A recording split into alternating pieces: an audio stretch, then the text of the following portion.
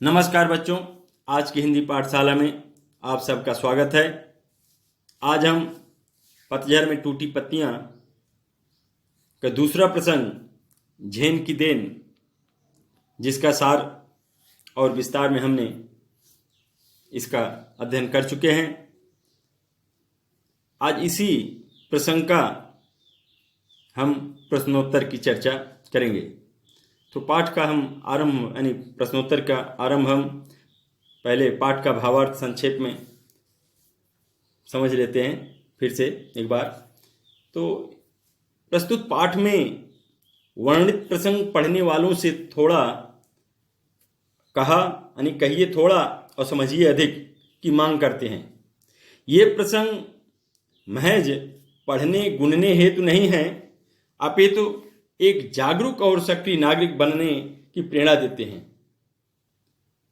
दूसरा प्रसंग झेन की देन बौद्ध दर्शन में वर्णित ध्यान की पद्धति की याद दिलाता है, जिसके कारण जापान के लोग आज भी अपनी व्यस्ततम दिनचर्या के बीच कुछ चैन भरे पल बिता लेते हैं। तो ये पाठ का मैंने आपको भावार्थ बताया। अब हम प्रश्नोत्तर की चर्चा करेंगे। और आपको बता दूं कि पुस्तक में जो क्रम दिया गया है थोड़ा आगे पीछे हो सकता है, क्योंकि पहले गिन्नी का सोना है, उन्होंने वो क्रम दिया है। कुछ जहाँ हमने सेम ही रखा है वो नहीं का नंबर। तो मौखिक का प्रश्न यानी झेन देन का मौखिक प्रश्न पहला है कि लेखक ने जापानियों के दिमाग में स्पीड का इंजन लगने की बात क्यों कही है। उत्तर इसका हम इस तरह लिख सकते हैं। लेखक ने जापानियों के दिमाग में स्पीड का इंजन लगाने की बात कही क्योंकि वे तीव्र गति से प्रगति करना चाहते हैं, महीने के काम को एक दिन में पूरा करना चाहते हैं, इसलिए उनका दिमाग भी तेज रफ्तार से स्पीड इंजन की भांति सोचता है। दूसरा प्रश्न है मौखिक वाला कि जापानी में चाय पीने की विधि को क्या कहते हैं।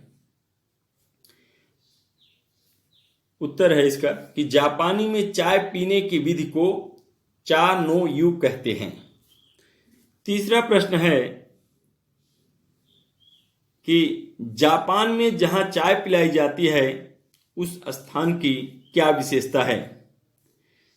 जापान में जहां चाय पिलाई जाती है वह स्थान पर्णकुटी जैसा सजा होता है। पर्ण यानी पत्ते की कुटी होता है, तो वही लिखा है इन्होंने कि वह स्थान जहां पर्णकुटी जैसा सजा होता है वहां बहुत शांति होती है। प्राकृतिक ढंग से सजे हुए छोटे से स्थान में केवल 3 लोग बैठकर चाय पी सकते हैं। यहां अत्यधिक शांति का वातावरण होता है। तो ये उसकी यानी जहां चाय पिलाई जाती है जापान में उस स्थान की विशेषता है। अगला प्रश्न निक्का में कि निम्नलिखित प्रश्नों के उत्तर 25-30 शब्दों में लिखिए। इसमें है कि चूंकि प्रसंग 2 है इसलिए प्रसंग 2 का प्रश्न 2, चाजिन ने कौन सी क्रियाएं गरिमापूर्ण ढंग से पूरी की। लेखक और उनके मित्र को देखकर चाजिन खड़ा हो गया, कमर झुकाकर उसने उन्हें प्रणाम किया और बैठने की जगह दिखाई, अंगीठी को जलाया और उस पर चाय बनाने वाला बर्तन रख दिया। वह साथ वाले कमरे में गया और कुछ बर्तन लेकर आया, फिर तौलिए से बर्तन साफ किए। ये सारा काम चाजिन ने बड़े ही सलीके से पूरा किया और उसकी हर एक मुद्रा या काम करने के ढंग से लगता था कि जैसे जय जयवंती नाम के राग की धुन गूंज रही हो। तो इस तरह से इसका उत्तर हम लिख सकते हैं। अब अगला प्रश्न है कि टी सेरेमनी में कितने आदमियों को प्रवेश दिया जाता था और क्यों। तो इसका उत्तर हम इस तरह लिख सकते हैं कि टी सेरेमनी में केवल 3 आदमियों को प्रवेश दिया जाता था, क्योंकि एक तो यह स्थान बहुत छोटा होता है, दूसरा इस सेरेमनी का उद्देश्य है शांति वातावरण। दौड़ धूप भरे जीवन से हटकर भूत और भविष्य की चिंता छोड़कर वर्तमान पल को शांति से बिताना ही टी सेरेमनी का उद्देश्य होता है। अधिक आदमियों के आने से शांति के स्थान पर अशांति का माहौल बन जाता है, यानी शांति भंग होने का आशंका रहती है। तो इसलिए 3 से अधिक आदमियों को यहां प्रवेश नहीं दिया जा सकता। अगला प्रश्न है कि चाय पीने